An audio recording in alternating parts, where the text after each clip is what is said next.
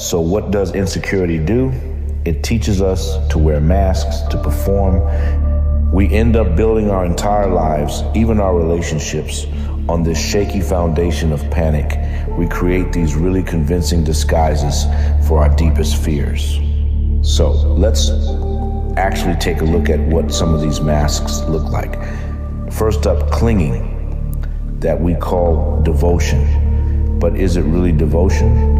So often it's just desperation in disguise. It's this desperate need for someone to just be there, a refusal to be left alone with our own thoughts. It might look like intense affection, but really, it's an attempt to grip love so tightly that it can't possibly escape. And of course, you end up suffocating it. And then there's control, disguised as care. You know what I'm talking about, the constant check-ins, the micromanaging of your partner's life that isn't born from a place of love. It's panic that's been given a schedule. It comes from this deep, deep fear of abandonment, this belief that if you can just control every single variable, then you can stop them from leaving. And, oh, this is a big one. Jealousy disguised as passion. We so easily mistake it for passion, right?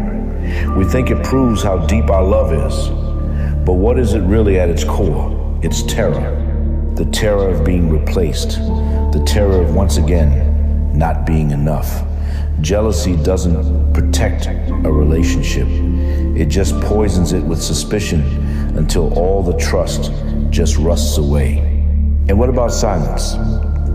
The silence that we pretend is peace. We just swallow our needs, our truths, our anger, anything to avoid a fight. But silence isn't peace.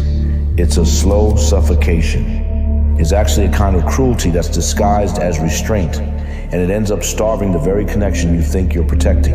And maybe the cruelest game that insecurity plays is when it starts testing love. We create fights out of thin air just to see if they'll stay. We pull back, withhold affection just to see if they'll chase us. Every single test is just us replaying our fear of abandonment.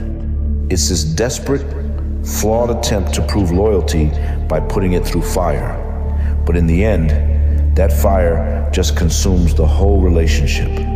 So you take all of these behaviors, the clinging, the control, the jealousy, the silence, and it all leads us to this one central conflict. See real intimacy. It's the violent, vulnerable act of being seen without any disguise. It asks you to strip away the mask, to burn the armor, and to just stand there with your wounds. And for insecurity? Well, there is no more threatening place in the world, and this is where it all collides. On one side, you have this deep, primal human desire to be loved, and on the other, you have the paralyzing terror of being truly seen. We want intimacy more than anything, and yet we sabotage it. The second it gets close, the very thing we want is destroyed by the very fear that's driving us. And this is why so many relationships just fracture under that unbearable tension. They don't collapse because there wasn't enough love.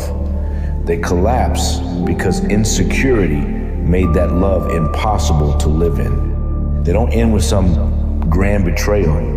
They end with the quiet exhaustion of trying to love a ghost, a performance, a person who was never really truly there. So if something in the story reached you, stay close. There's so much more beneath the surface.